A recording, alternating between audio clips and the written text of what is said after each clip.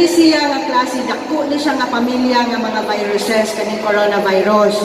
Makita ni nato sa camels, sa stray cats, stray dogs, sa bats, and even snakes. No? So makita ni nato siya. Now, in kaso man gani, maigo taaning sakita kay kani kasagaran from animal to human. Galing lang, nadiskubrihan nila nga naa na siya human to human transmission. Now, nagsugod ni siya dito itong December 31, 2019 dito sa Wuhan, no? Ikabat na ni siya, ato na siya sa laing nasod, hantod nga naa na po kay mga kaso diri sa Pilipinas. As of yesterday, as of February 9, 2020, no? Globally, naanatay 37,558 cases sa coronavirus. As compared to February 8, usa lang kaadlaw ha, February 8 nga data is 34,886 cases. So makita nato unsa ka paspas, unsa kadaghana ang kaso sa usa lang kaadlaw globally. Philippines, diri sa Philippines na data, as of yesterday, aduna nakitay 284 cases. As compared to February 8, 267 cases pa lang. So one day, a rise of 17 cases.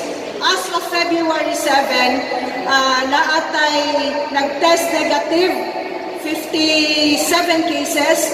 Persons or PUIs, kaya ito ang persons under investigation na naghulat pa sa ilang mga resulta, 155 cases pa. So, unsa implication ani sa atua? Kada adlaw na agi tay cases nga makit-an diri sa Pilipinas. How about Davao del Sur? So, Davao del Sur, as of today, there is no reported confirmed cases. So, zero pa ka sa Davao del Sur. However, naatay usa ka kaso under investigation nga patient pero naa karon sa SPNC na admit.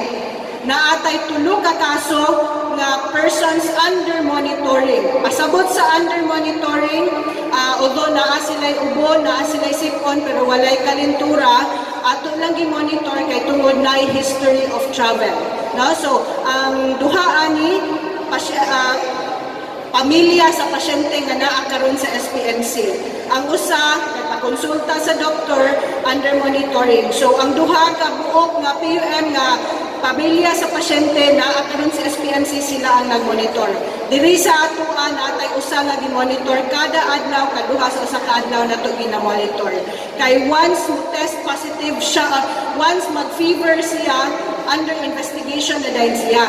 So, tanan tao nga naay contact sa iyaha within 1 meter, tanan pangitao na nato. Munay atong gitawag nga contact tracing. Ang gibuhat nato diri sa atong probinsya, active surveillance kita. Kada adlaw, lakaw na ato ang tao, no? Mangita og naabay mga pasyente kinahanglan natong i-monitor. So, ingan nga kaning coronavirus is active diri gyud sa ato ang nasod, no? Angay ta makahibalo unsay angay natong buhaton para dili ta makakuha aning sakita. Number 1, atong buhaton hand washing with the use of soap and water. Tubig o sabon, ha? Labi na kung hugaw ato ang kamot gikanta sa restroom, no, nangihita or whatever, manghugas kita sa ato ang kamot for 40 to 60 seconds kung hand washing. Kung lain man gani naalang tay gigunitan kadali, hand rub ato ang gamiton which will be done mga 20 to 30 seconds na siya. Now, ikaduha, ang atong buhaton kung manggani naatay ubo, naatay sipon, labi na natay kalintura, dili ta ganahan mo takod sa ubang tao. So magsulod ta og face mask, no? So ang face mask kani siya for purposes of kuan na ni siya demonstration, ha, ayog sundan sa kung gibuhat karon. So ang face mask duha na siya ka color, makita ninyo na ay puti o na ay colored na side. Colored na side could be blue, could be yellow, could be pink, or kung malay color puti siya, no? Na ang atong buhaton pagsunog ani iwatan na ko sa ato ang dunggan, no? Unya naaman ni siya steel wire, ato siyang ibutang diri sa ato ang ilong, tapit. i-sure nato nga walay space in between kay tungod makasulod gyapon ang kagaw.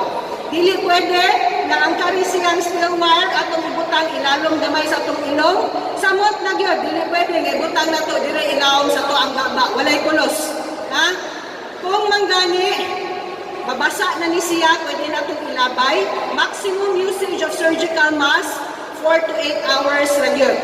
Kung tangtangon naman gani nato ato ang mask, dili pwede nato ang gunitan. Dire, kay tungod na ana ni siya kagaw, dili dapita, ma-transfer sa atong kamot, pwede nato ma-transfer sa laing lugar, pwede makakuha aning tao sa kagaw. Atong buhaton, kuhaon nato from the earlobe, labay. Most importantly, ito kong giingon, nagsundan sa akong buhaton. Ayaw ni siya tila, ayaw gisulod sa bulsa o ayaw sulubag balik. Ha? So, importante kayo na siya. Now, pwede sa tamo gamit og alcohol, no? Alcohol or hand sanitizer in kaso og walay soap and water. So, magamit yung taan na permanente, magdala sa taan na permanente. Now, if ever man gani, maintain social distancing. Pasabot, at least 1 meter apart. Imong kalayon, dili ka mo duol anang tao or ikaw mismo kung nakagibati, dili ka mo duol sa imong kaistorya.